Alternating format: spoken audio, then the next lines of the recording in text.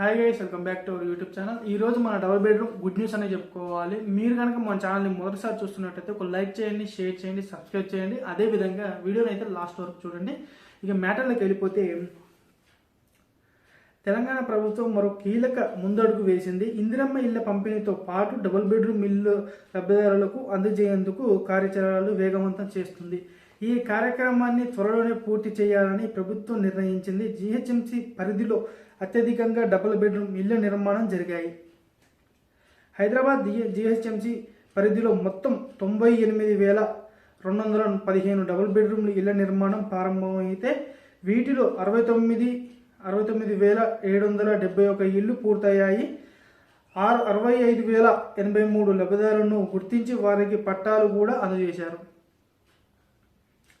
మిగతా జిల్లాలో పరిస్థితి చూస్తే, సిద్దిపేట జిల్లాలో 12,658 ఇళ్లకు అనుమతి మంజూరు కాగా 11,125 ఇళ్లు పూర్తయ్యాయి. అందులో 10,806 మందికి పట్టాలు అందించారు. నిజామాబాద్ జిల్లాలో 12,553 ఇళ్లు అనుమతులు లభించగా 7,075 ఇళ్లు మాత్రమే పూర్తయ్యాయి. కానీ కేవలం 1,055 మందిని లబ్ధిదారులుగా గుర్తించారు. ఇందిరమ్మ ఇళ్ల సర్వే ద్వారా ఎంపిక చేసిన లబ్ధిదారులకు డబుల్ బెడ్రూమ్ ఇల్లు కూడా కేటాయించే అవకాశం ఉంది.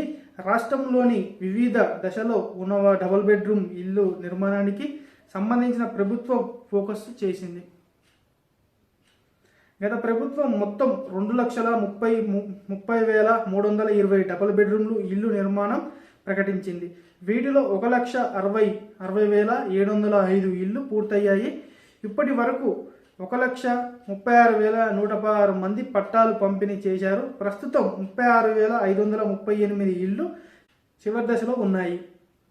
33,077 ఇల్లు పునాది పిల్లలు స్లాబు దశలో ఉన్నాయి. కొన్ని ప్రాంతాల్లో కాంట్రాక్టర్లు బిల్లులు సమస్యలు కారణంగా పనులు ఆపివేసే విషయం తెలిసిందే. ఇలాంటి కాంట్రాక్టర్లకు నోటీసులు ఇవ్వాలని ప్రభుత్వం నిర్ణయించింది.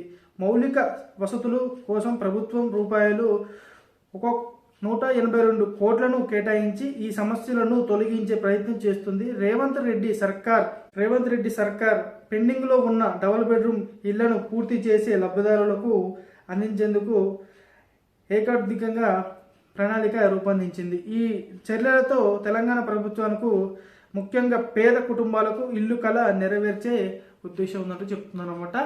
ఎవరికైతే ఈ డబుల్ బెడ్రూమ్ ఇల్లు వచ్చి ఉంటుందో వాళ్ళకైతే పూర్తి అయితే చేసి ఇస్తామని చెప్తున్నారు. అదేవిధంగా ఇప్పుడు ఇందిరమ్మ ఇల్లులకి మన సర్వే అయితే జరుగుతుంది కదా. ఎవరికైతే చివరిలో 2016లో కనుక ఎవరైతే అప్లికేషన్ చేసుకొని ఉంటారో వాళ్ళకైతే ఇవ్వడం అయితే జరుగుతుందంటే చెప్తున్నారు. ఇది ఎప్పుడు ఏందని చెప్పేసి నెక్స్ట్ అప్డేట్తో మీ ముందుకైతే వస్తాను. ఈ వీడియో కనుక మీకు నచ్చినట్టయితే ఒక లైక్ చేయండి, షేర్ చేయండి, సబ్స్క్రైబ్ చేయండి. జై హింద్.